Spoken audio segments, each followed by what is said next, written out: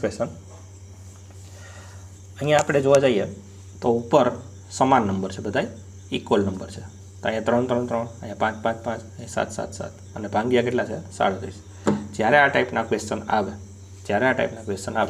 ત્યારે આપણે જે આન્સર લાવવા માટે શું કરવાનું છે તો કે ઉપરના નંબરનો સરવાળો કરવાનો છે. શું કરવાનું છે? ઉપરના નંબરનો સરવાળો કરવાનો છે, બરાબર. તો 3 + 3 + 3 એટલે અહીંયા આન્સર ડાયરેક્ટ તમારો કેટલો મળી જશે? 9.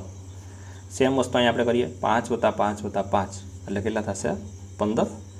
અને આ છે એ તમારે કોમેન્ટમાં આન્સર આપવાનો છે. પણ આ ટ્રીક ક્યારે એપ્લાય થાય તો કે છેદમાં 37 જ હોવા જોઈએ અને ઉપર ઇક્વલ નંબર જ હોવા જોઈએ, ત્યારે આ રીતે આપણે એપ્લાય કરી શકીએ છીએ. ક્લિયર? તો અહીંનો આન્સર તમારે કોમેન્ટમાં જણાવવાનું છે.